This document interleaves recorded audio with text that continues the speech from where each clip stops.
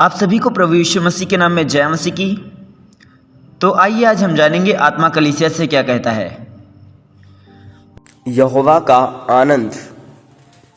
नहम्याह की किताब 8 अध्याय उसकी 10 आयत में लिखा है, यहोवा का आनंद तुम्हारा गढ़ है।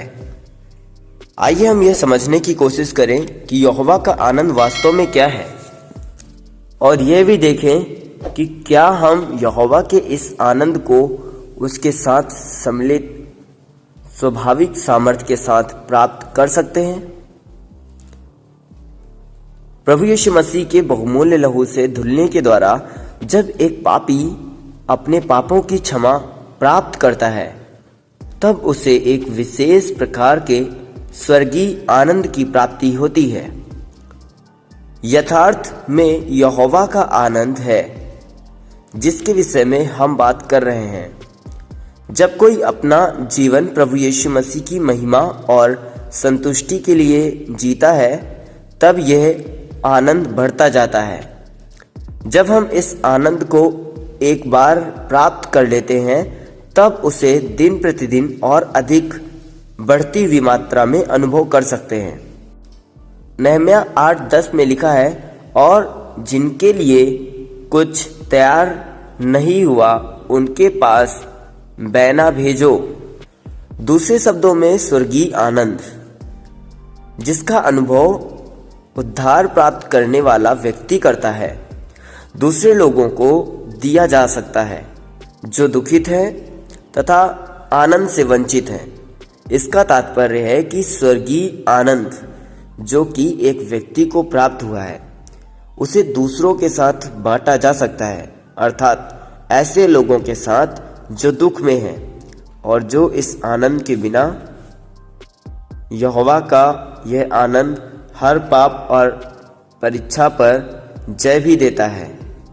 ऊपर दिए गए वचन में हम देखते हैं कि यह आनंद स्वर्गीय है।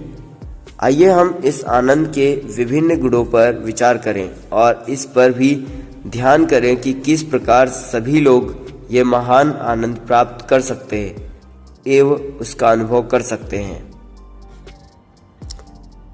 असीम आनंद। सर्वप्रथम यह एक बहुत बड़ा आनंद है और यह हमें बहुत बड़ी मात्रा में दिया जाता है।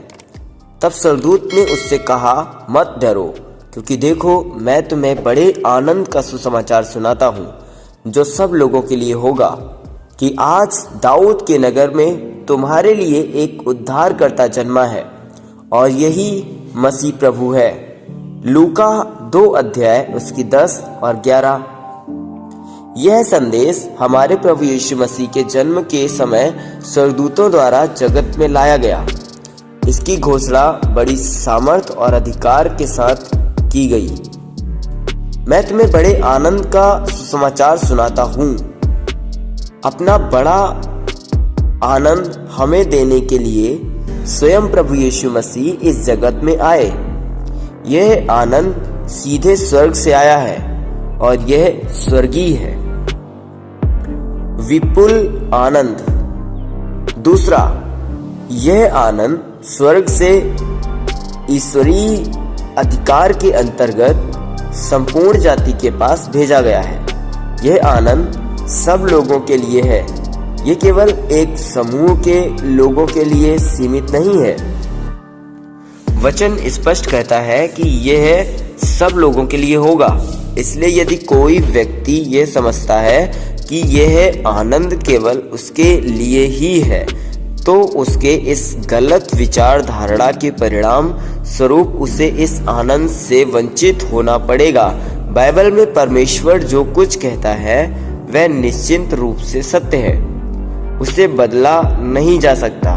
सब लोगों का अर्थ है सब देशों के लोग, सब भाषाओं के, सब आयु के, सब स्तर के, सभी धनवान, सभी गरीब, सभी पढ़े लिखे और सभी अनपढ़, सभी सभ्य और सभी असभ्य, ऊंचे और नीचे, गोरे काले, सब लोगों के लिए है। यह आनंद सबों के द्वारा प्राप्त किया जा सकता है और सबों के द्वारा इसका आनंद लिया जा सकता है।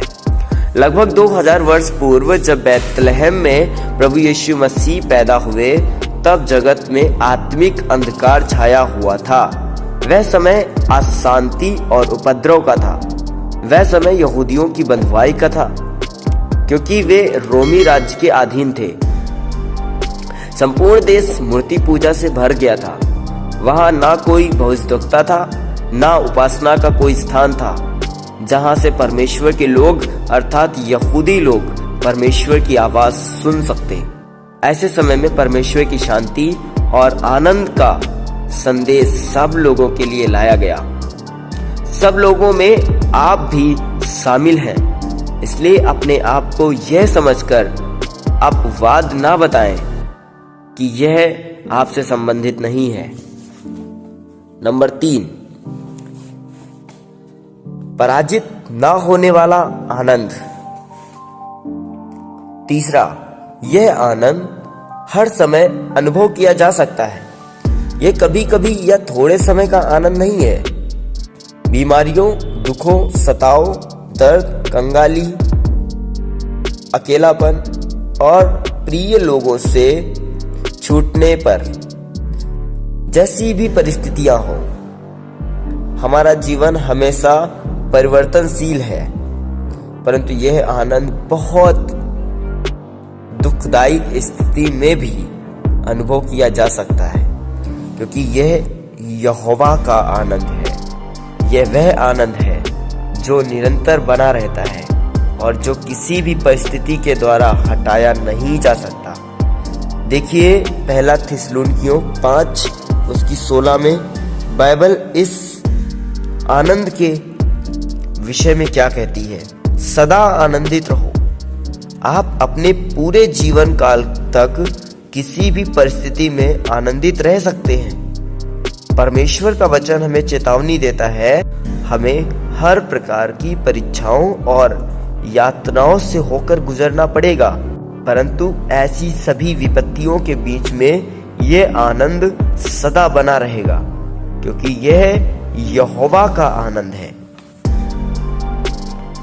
भली भांति सुरक्षित आनंद। चौथा, यह आनंद हम में से कोई नहीं छीन सकता, ना मित्र, ना शत्रु, ना रिश्तेदार, ना अजनबी। और तुम्हारा आनंद कोई तुमसे छीन ना लेगा। यूहन्ना की किताब उसका 16 अध्याय, यूहन्ना की किताब 16 अध्याय उसकी 22 आयत में लिखा है, और तुम्हारा आनंद कोई तुमसे छीन ना लेगा। शत्रु हम में से हमारा सांसारिक आनंद छीन सकते हैं, परंतु वे यह आनंद जो स्वर्ग से है नहीं छीन सकते। कुछ लोग ईर्ष्या और कुछ लोग शत्रुता और झूठे दोष लगाकर हमसे हमारा पारिवारिक आनंद छीनने का प्रयास करते हैं, परंतु यहोवा का यह आनंद कोई हमसे छीन ना लेगा। क्या ऐसे स्वभाव का आनंद आपके पास है, या फिर किसी ने आपके आनंद को छीनने में असफलता पाई है? यदि आपका आनंद वास्तव में आत्मिक एवं स्वर्गीय है, तो कोई उसे चुरा नहीं सकता। जय मसीह की। God bless you. परमेश्वर आप सभी को बहुत आयत की आशीष दे।